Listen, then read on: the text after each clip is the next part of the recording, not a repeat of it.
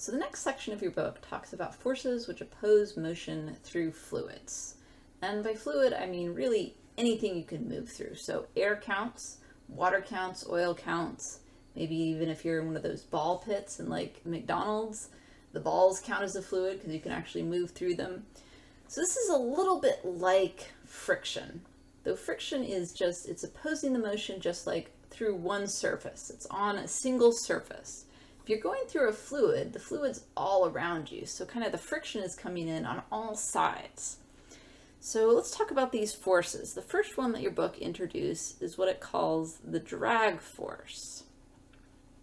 So as with all of these forces, the direction is opposite of velocity. It's opposing the motion. And the magnitude is, we'll call it F sub d for the drag force. It's 1/2 times the drag coefficient. Your book calls this C, but pretty much everybody else uses this capital gamma for the drag coefficient. So just so you recognize that. And then you have the density, that's rho, that's the density of the fluid that you're moving through. So the drag force will be different depending on whether you're trying to go through air, go through water. You actually know that already if you've ever tried to like run on the beach and then you go into the water and it gets really hard to get through the water because there's a big old drag force from the water because the water's pretty dense. And then you have the cross-sectional area. So both this drag coefficient and the cross-sectional area, they depend on, the object's size, how it's put together, kind of what orientation it's facing. This guy also has a little bit of dependence on like how streamlined it is. Are you dealing with something that's big and blocky and really not very aerodynamic or hydrodynamic? I guess that's really what this guy is hydrodynamic or aerodynamicness. And then finally, it goes like the speed of the object squared. And this is the really crucial bit. So I'm just going to put a box. We'll do it in a different color. I'm going to put a box around all of this stuff, which isn't the square of the speed. Because what this is saying is the drag force depends on a whole bunch of things which have to do with how the object is put together. That's gamma and the cross-sectional area, the fluid it's moving through. But these guys are all probably going to be constant. They're going to stay the same. You'll keep moving through the same fluid. You'll keep the same orientation facing into the fluid. And all of this, your aerodynamic, hydrodynamicness, that's not going to change. But your speed probably will change because, of course, forces all feed into the net force, and the net force is connected to the acceleration, which is the change in velocity. So if you've got a force that depends on velocity and the forces are causing changes in velocity, that velocity is changing, and it's changing the force, which changes the acceleration, which changes the whole thing. There's a feedback loop going on here. Mathematically, that's kind of a mess. We'll talk about that later. So when do you use the drag force? When is this guy an appropriate model to use? Well, it's good for when you are a large object.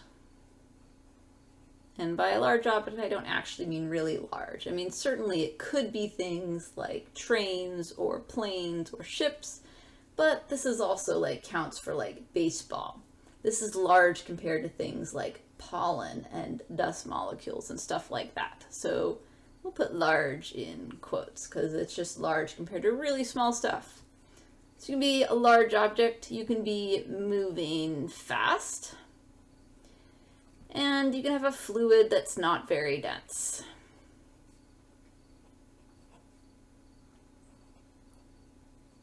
So things like the rho's not too big there. So this would be things like water or air, not like, say, pancake syrup. That would not be a situation where this is appropriate. So these are all of the times when you can use this, when this is a good model. It depends on velocity, and as we mentioned, that's going to really mess things up. Because a force that depends on velocity is not a constant force.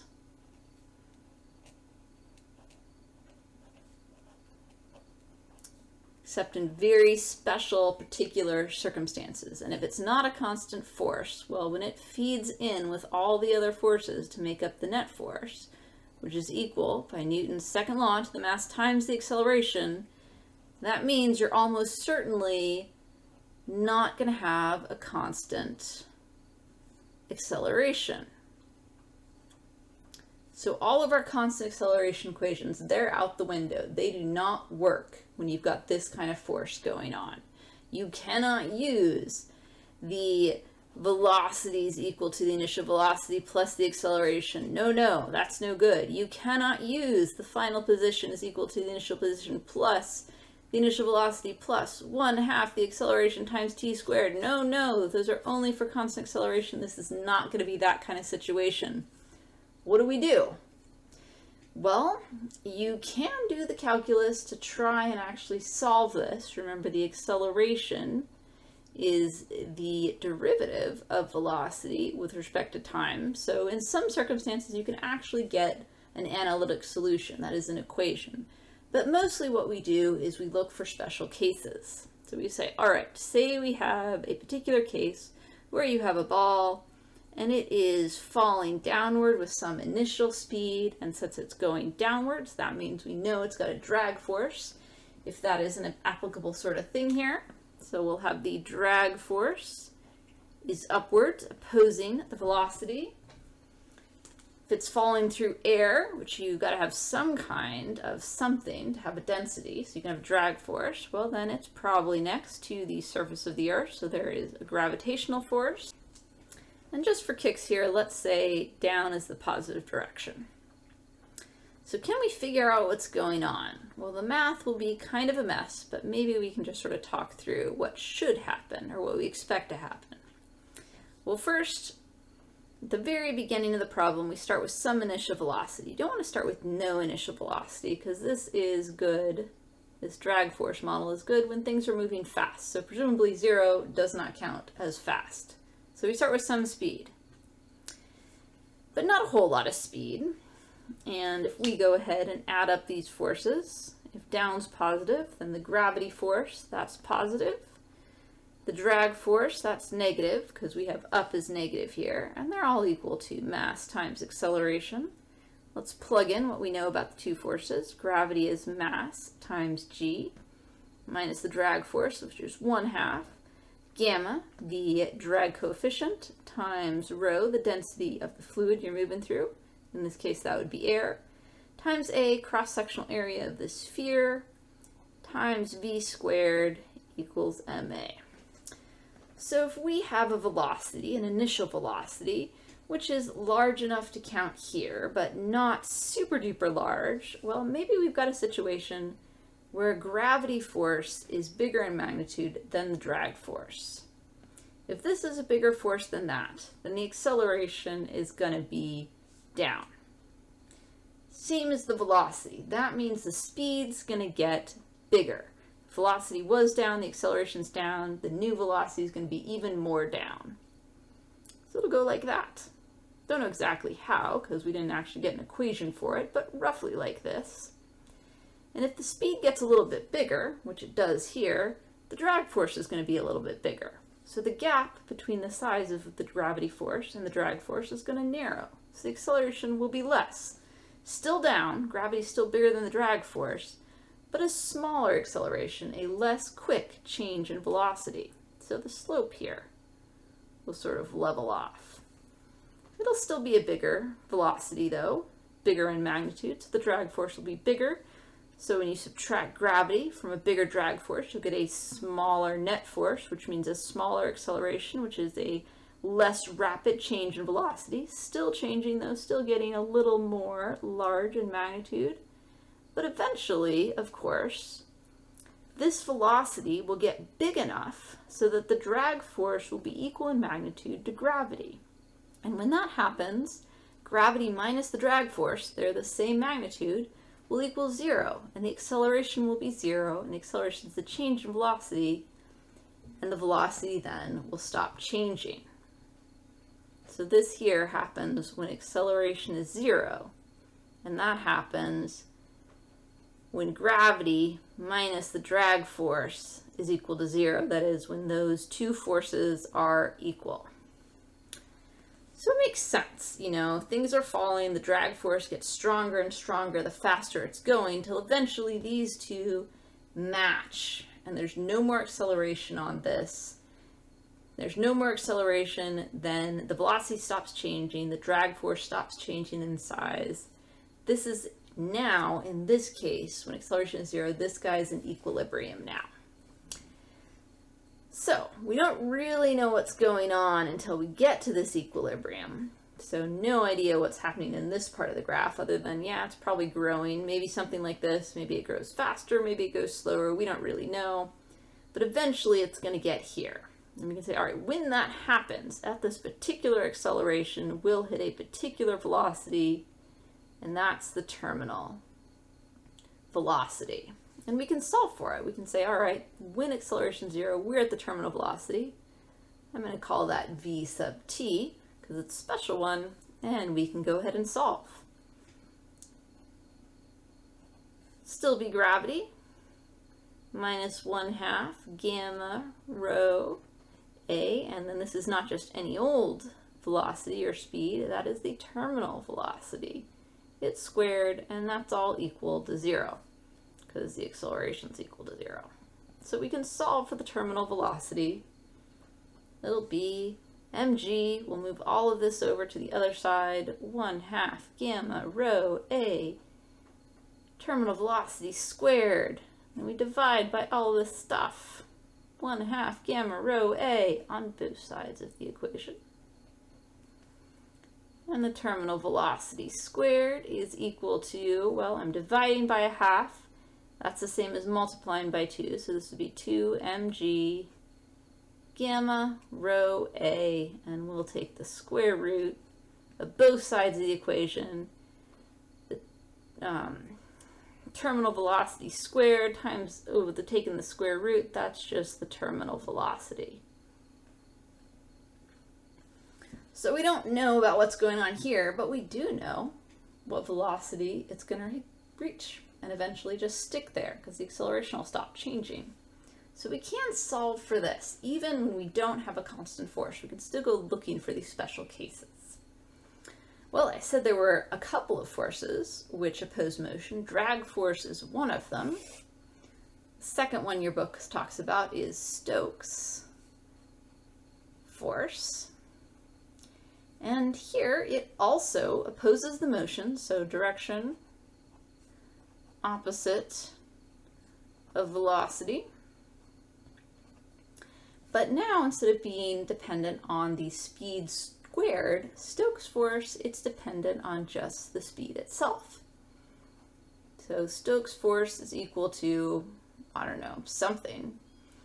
It's going to depend on, you know, the fluid you're moving through and the orientation and size of the object, just in the same way the drag force does. But, you know, who knows exactly how that's going to happen. We'll just call it B.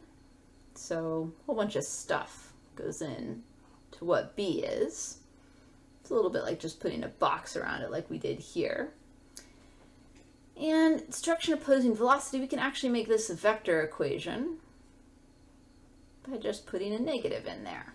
So Stokes force depends on how fast you're going.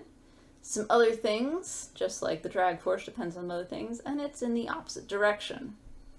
And the drag force is good when you have big objects. Stokes force is good when you have little objects, tiny objects, in fact. Like I said, dust pollen, things like that.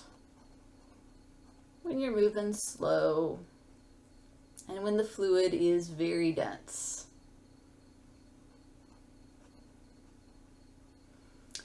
But you can do the same kind of thing you do here.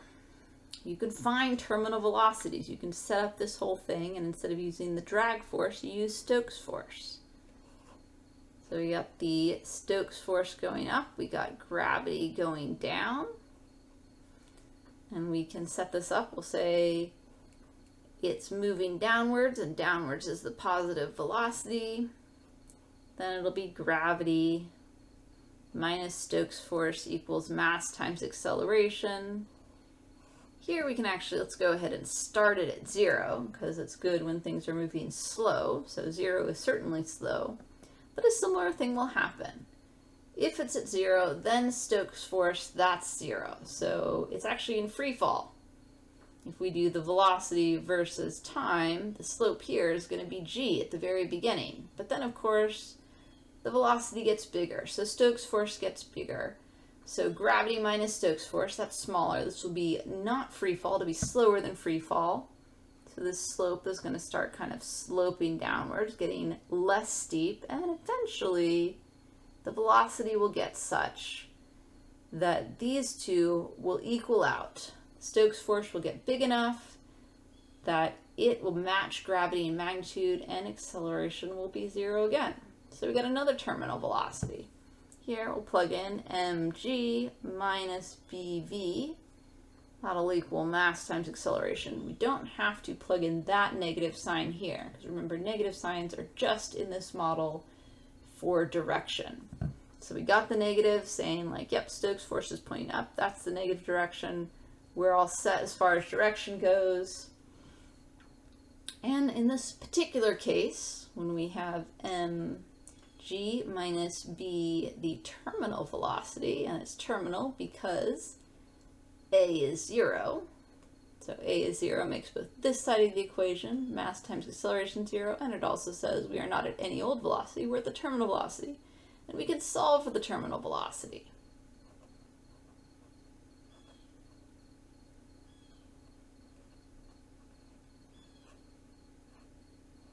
And there it is. So we can have two different terminal velocities, and it depends on which of these two forces that oppose motion is the correct one to use.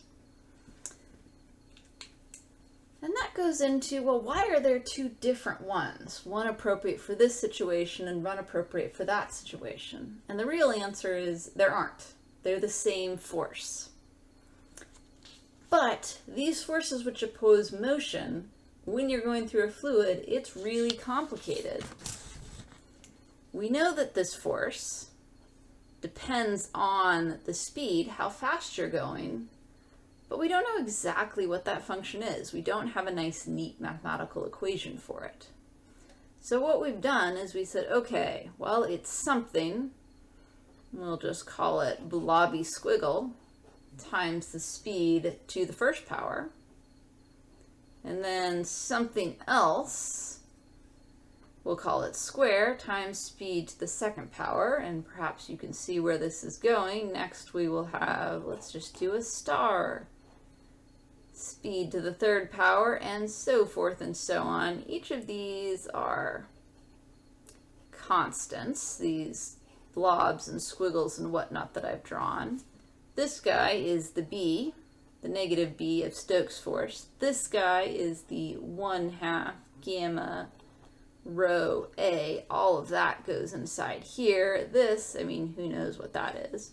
But these I'm just writing saying this is stuff, a whole bunch of things, times v. Other stuff, times v squared. Even more stuff, times v to the third. And we're doing this because we don't actually know what this equation should be. So what we have done is a Taylor expansion. You will meet these eventually in calculus if you haven't already. And you may say, oh, what do we use these for? Well, in physics, they are enormously useful. We use them when we don't actually know what the function we should use to model. And we say, all right, we don't know, but math says, hey, if you don't know what it is, you can write it out as something times the speed to the first power times something else times speed to the second power plus something else times speed to the third power, and then you're in business. You could break it down into these forces where you can actually get an equation and model them and learn stuff like terminal velocity about what's going on.